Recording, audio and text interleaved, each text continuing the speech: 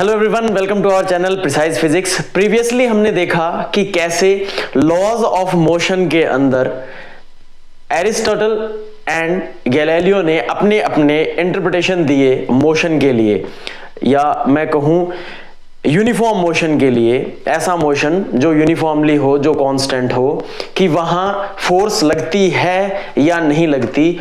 और गैलीलियो ने अपना एक फाइनल इंटरप्रिटेशन देके और इनर्शिया को इंट्रोड्यूस किया कि इनर्शिया क्या होता है। आज के हमारे इस वीडियो लेक्चर के अंदर हम देखने वाले हैं कि किसी ऑब्जेक्ट के ऊपर लगने वाली फोर्स क्या होती है, कैसे एक ऑब्जेक्ट मूव करता है। एक ऑब्जेक्ट रेस्ट पे है और मैं चाहता हूं कि अब वो मूव करे, वो एक मोशन में आए, तो ऑब्वियसली मुझे उसके ऊपर उसको धक्का देना पड़ेगा, तभी वो मोशन में आएगा। या मुझे उसे धक्का देना पड़ेगा या मुझे उसे पकड़ के खींचना पड़ेगा। मैं दो चीजें कर सकता हूं, या मैं इस ऑब्जेक्ट को धक्का दे सकता हूं, या इस ऑब्जेक्ट को मैं पकड़ के और खींच सकता हूं अपनी तरफ। यह हो गया पुश और यह हो गया पुल। किसी भी बॉडी को, किसी भी ऑब्जेक्ट को अगर हम पुल करते हैं या पुश करते हैं ताकि वो मूवमेंट में आ जाए, ये फोर्स होती है।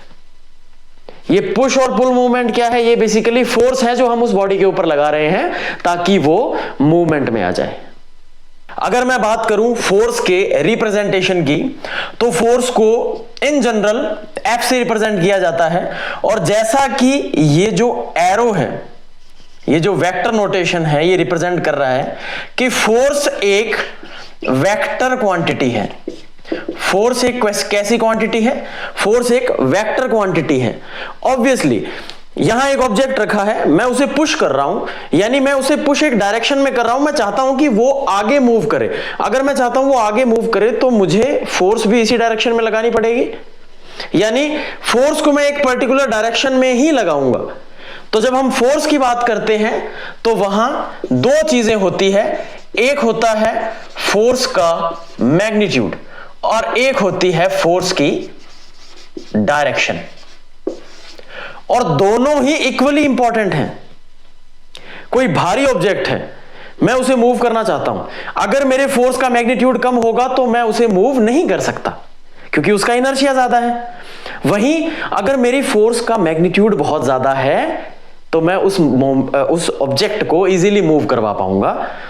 तो इसका मतलब मैग्नीट्यूड जो है वो तो एक बहुत ही इंपॉर्टेंट रोल प्ले करता है फोर्स के अंदर। डायरेक्शन भी उतनी ही इंपॉर्टेंट है। डायरेक्शन भी उतनी ही इंपॉर्टेंट है। और ये डायरेक्शन इतनी इंपॉर्टेंट कैसे है, हम कुछ केस लेंगे आगे और उसमें समझेंगे।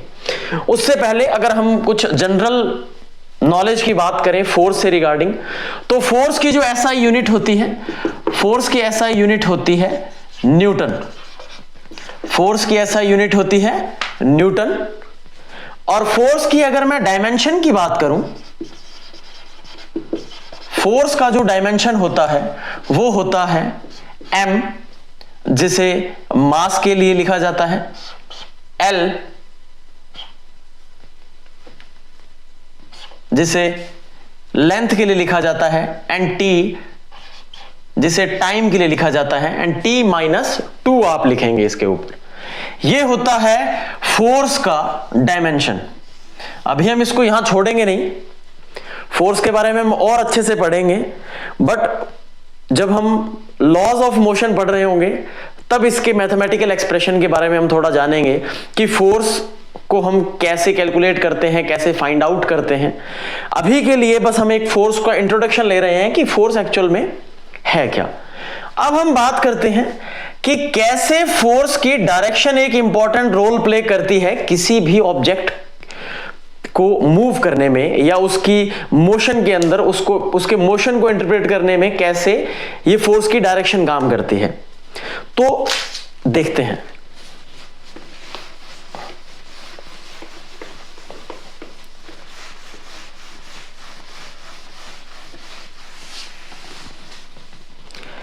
मैं यहां 3 केस ले रहा हूं। पहला केस, जब मेरा एक बॉक्स है और मैं इस बॉक्स के ऊपर एक पुश फोर्स लगा रहा हूं, यानी मैं इसे धक्का दे रहा हूं आगे की तरफ। फोर्स किस डायरेक्शन में है? ऑब्वियसली अगर मैं इसे आगे धक्का दे रहा हूं तो फोर्स भी इसी डायरेक्शन में होगी। फोर्स की डायरेक्शन और ऑब्जेक्ट की मूवमेंट दोनों फिलहाल एक ही डायरेक्शन में है। तो इस केस में क्या होगा, जिस डायरेक्शन में फोर्स लगेगी ऑब्जेक्ट भी उसी डायरेक्शन के अंदर मूव करेगा।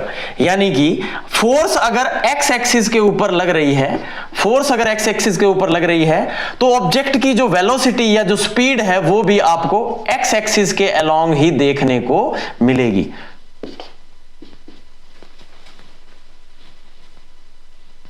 तो ये तो हो गया एकदम सिंपलेस्ट केस जहां हम डायरेक्शन की बात करते हैं।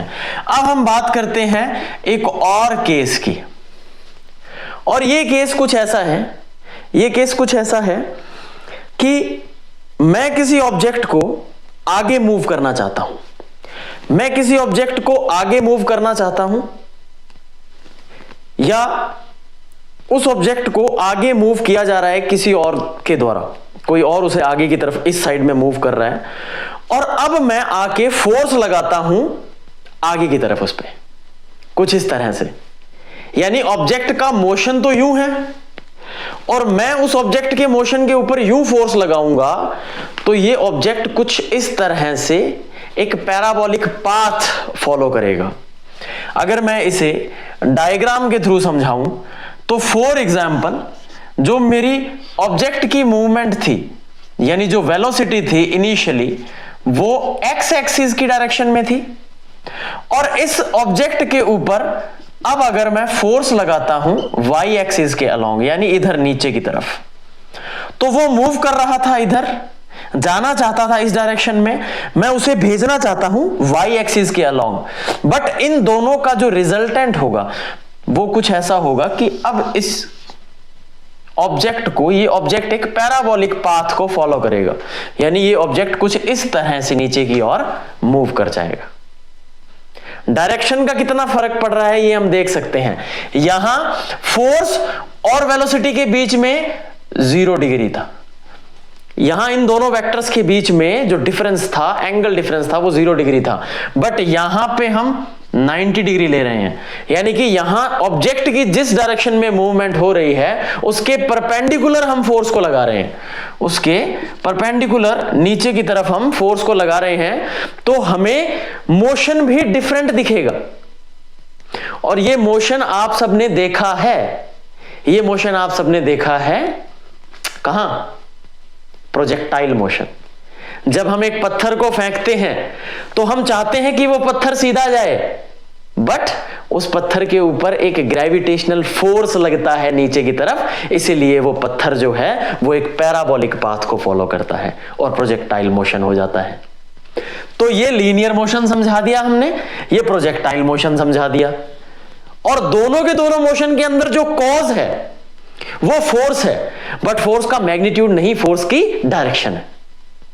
इसी तरह अगर मैं एक थर्ड केस लेता हूं और मैं क्या करता हूं, एक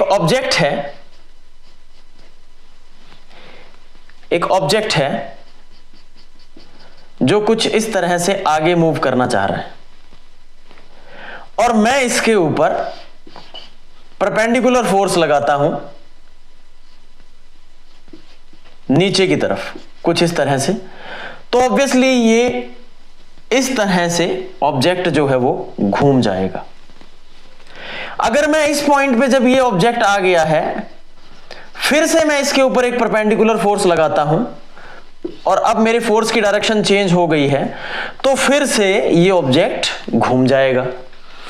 अब मैं वापस से इस ऑब्जेक्ट की जो मूवमेंट है वो इधर की ओर हो गई है, और इस मूवमेंट के 90 डिग्री पे इसके परपेंडिकुलर अगर मैं वापस से फोर्स लगाता हूं ऊपर की तरफ, तो फिर से ये ऑब्जेक्ट कुछ इस तरह से घूम जाएगा, और यहां ये ऑब्जेक्ट अब आ चुका है अगेन इसकी वेलोसिटी ऊपर की तरफ है, बट फोर्स मैं लगा रहा हूं अंदर की तरफ, यानी इसके परपेंडिकुलर।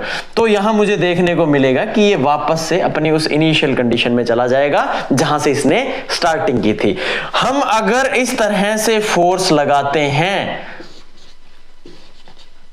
यानी यहां फोर्स हर बार किस डायरेक्शन में है, हर बार सेंटर की तरफ है, और इस फोर्स को हम क्या बोलते हैं, सर्कुलर मोशन में पढ़ा था, सेंट्रिपिटल फोर्स।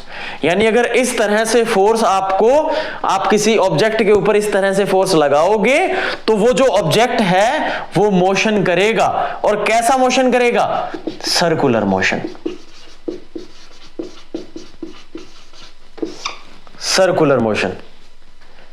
तो हमने यहां तीनों टाइप के मोशन पढ़ लिए। थर्ड में हमने पढ़ा था रेक्टिलिनियर मोशन, चैप्टर फोर्थ के अंदर हमने पढ़ा था, यानी मोशन इन प्लेन में हमने पढ़ा था projectile motion and circular motion. और इन तीनों टाइप्स के मोशन को हम एक्सप्लेन कर सकते हैं इजीली, इनके ऊपर जो फोर्स लग रही है उसको एक्सप्लेन करके।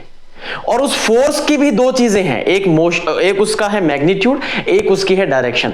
अगर मैग्नीट्यूड तीनों में सेम भी है, मैग्नीट्यूड हो सकता है इन तीनों फोर्सेस के अंदर सेम हो, बट क्योंकि हर बार यहां डायरेक्शन अलग है, हर बार यहां डायरेक्शन अलग है, इसीलिए जो मोशन का आउटपुट है वो भी तीनों केसेस के अंदर अलग अलग है। तो कुछ इस तरह से डायरेक्शन जो है वो एक important, most important role play करती है जब हम बात करते हैं फोर्स की। फोर्स की बात कर रहे हैं तो कुछ इंपॉर्टेंट पॉइंट्स की हम यहां बात कर सकते हैं। फोर्स केपेबल होती है किसी भी ऑब्जेक्ट का, हम ये कह सकते हैं कि वो उसकी पोजीशन को चेंज कर सकती है, पोजीशन को चेंज कर सकती है, यानी वो उस ऑब्जेक्ट को मोशन में ला सकती है। तो वो हमने समझ लिया। इसके अलावा हम किसी भी ऑब्जेक्ट के ऊपर फोर्स लगा के उसे डीफॉर्म कर सकते हैं। डीफॉर्म करने का मतलब है उसकी एक शेप होती है, उसकी एक शेप होती है, उस शेप को बिगाड़ा जा सकता है। कैसे? सपोज मेरे पास में कुछ प्लास्टिक का एक ऑब्जेक्ट है गोल, या मैं एक बैलून की बात करता हूं, और उस बैलून के ऊपर अगर मैं दोनों तरफ से फोर्स लगाता हूं तो जो उसकी एक स्फेरिकल शेप है वो पतली हो जाएगी, वो स्फेरिकल नहीं रहेगा, उसकी शेप चेंज हो जाएगी। तो फोर्स लगाकर हम किसी भी ऑब्जेक्ट की शेप को चेंज कर सकते हैं, उसे डिफॉर्म कर सकते हैं। इसके अलावा फोर्स जो है वो दो टाइप की होती है बेसिकली। एक होती है जिन्हें हम कहते हैं कॉन्टैक्ट फोर्सेस, कॉन्टैक्ट फोर्सेस, और एक होती है नॉन कॉन्टैक्ट फोर्सेस। दो वर्ड्स हैं और इनके वर्ड से ही हम समझ जाएंगे कि इन दोनों में डिफरेंस क्या है।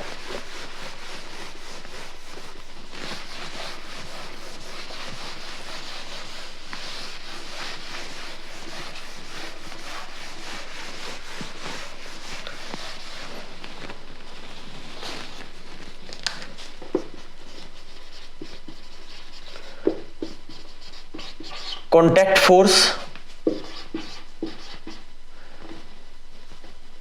And non contact force. Contact मतलब जहां डायरेक्ट टच, जहां डायरेक्ट टच देखने को मिल रहा है वो हो गई कॉन्टैक्ट फोर्स। यानी मैं किसी बॉक्स को पुश कर रहा हूं, पुल कर रहा हूं, तो किसी चीज से पकड़ के कर रहा हूं ना, मेरे हाथों के और उस ऑब्जेक्ट को जिसको मैं खींच रहा हूं उसके बीच में एक डायरेक्ट कॉन्टैक्ट है, तभी यहां हम ये फोर्स लगा पा रहे हैं। ऐसी फोर्सेस किस में आ जाती हैं? कॉन्टैक्ट फोर्सेस में। और ऑब्वियसली नॉन कॉन्टैक्ट फोर्स मतलब, नॉन कॉन्टैक्ट फोर्स मतलब जहां पे डायरेक्ट कॉन्टैक्ट नहीं हो रहा।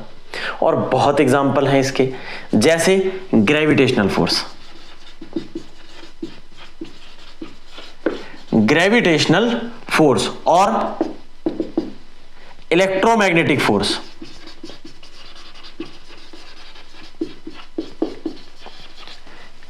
यहां दो मासेस दूर हैं, चांद के और धरती के बीच में ग्रेविटेशनल फोर्स लग रहा है। कभी देखा चांद को धरती के पास आके हाय हेलो करते? नहीं, कोई डायरेक्ट कांटेक्ट ही नहीं है, पर फिर भी दोनों के बीच में फोर्स लग रही है। सिमिलरली इलेक्ट्रोमैग्नेटिक फोर्स की जब हम बात करते हैं तो जब आप 12th में जाओगे आप पढ़ोगे वहां पे कोलंबियन फोर्स, या कोलंबियन फोर्स के बाद में आप पढ़ोगे लॉरेंट्ज फोर्स। इन सब फोर्स के अंदर क्या, दो चार्जेस के बीच में फोर्स लग रही है, बट दोनों चार्ज आपस में एक दूसरे से बहुत दूर दूर है, स्टिल उन दोनों के बीच में फोर्स लग रही है, अट्रैक्टिव या रिपल्सिव फोर्स। मैग्नेटिक फोर्स सबने देखी है, मैग्नेट के साथ खेले तो सब हैं। मैग्नेट के अंदर आप जब दो मैग्नेट के साउथ और साउथ पोल आपस में एक दूसरे की तरफ लाने की कोशिश करते हो तो वो एक दूसरे को रिपेल करता है, तो उनके बीच में कोई फोर्स लग रही है, तभी तो वो एक दूसरे को रिपेल कर पा रहे हैं। इसका मतलब ये जितने भी फोर्सेस हैं सारी की सारी ये आ जाती है नॉन कॉन्टैक्ट फोर्सेस में, और कॉन्टैक्ट फोर्सेस के अंदर सारी की सारी वो फोर्सेस आएंगी जहां पे डायरेक्ट कॉन्टैक्ट अनिवार्य है, जरूरी है। तो होप ये जो फोर्स वाला पार्ट है ये सारा आपको समझ में आ गया होगा बेसिक। अगर आपके थोड़ा बहुत कुछ डाउट है भी तो जब हम इसका मैथमेटिकल पार्ट करेंगे कि फोर्स हम कैसे फाइंड आउट करते हैं, कैसे फोर्स के ऊपर बेस्ड हम प्रॉब्लम्स को सॉल्व करते हैं, तब ये और अच्छे से आपका क्लियर हो जाएगा। अभी हम सिर्फ फोर्स के बारे में सीख रहे हैं कि फोर्स है क्या बेसिकली। अब हम बात करते हैं लीनियर मोमेंटम। लीनियर मोमेंटम क्या होता है? लीनियर मोमेंटम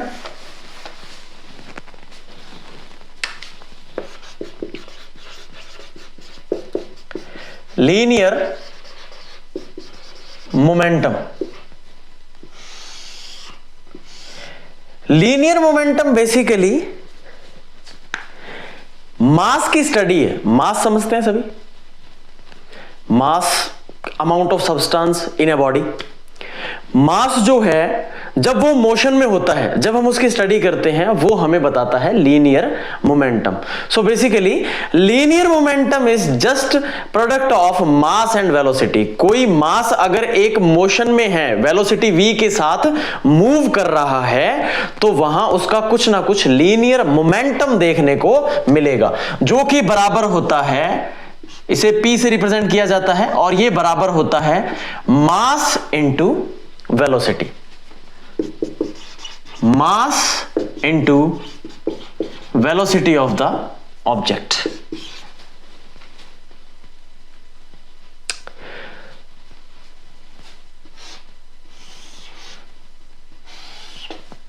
इसके अंदर हम कुछ केसेस देख सकते हैं अगर हम लीनियर मोमेंटम की बात करें कि कब ये किस तरह से वेरी करेगा।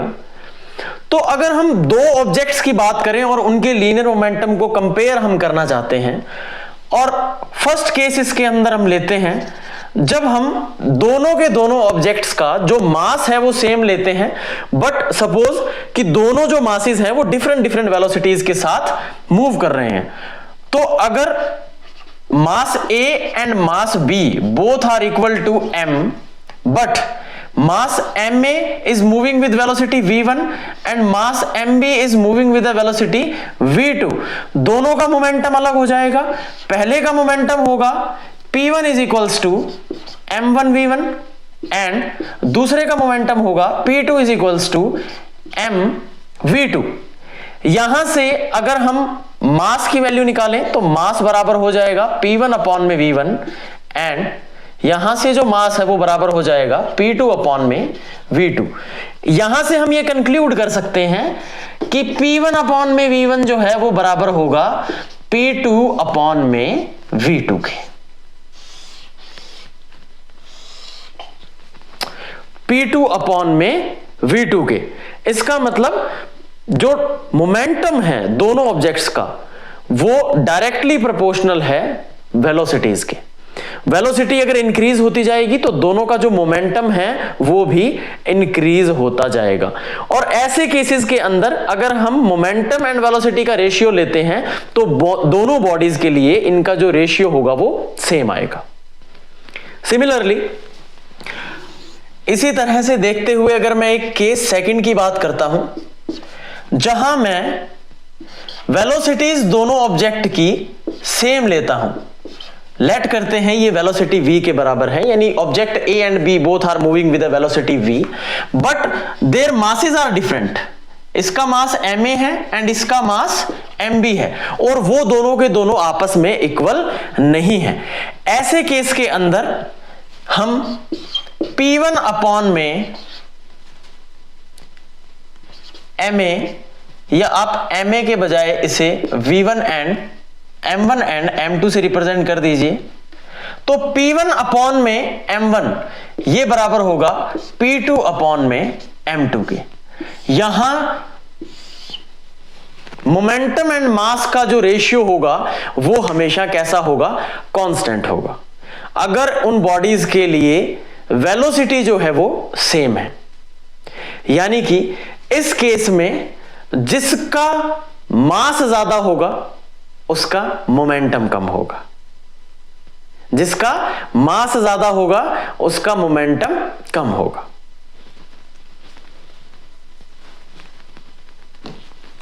तो होप ये फोर्स एंड लीनियर मोमेंटम का जो पार्ट आज हमने कवर अप किया है ये आपके बहुत अच्छे से समझ में आ गया होगा। और अगर ये आपके अभी भी समझ में नहीं आया है तो फ्यूचर वीडियोस के अंदर, फ्यूचर वीडियोस लेक्चर्स के अंदर हम इसके ऊपर कुछ न्यूमेरिकल प्रॉब्लम सॉल्व करेंगे, तो ये आपको और अच्छे से क्लियर एकदम हो जाएगा। अगर आपको वीडियोस अच्छी लग रही हैं तो प्लीज़ इन्हें लाइक, शेयर एंड चैनल को सब्सक्राइब करें। Thank you very much.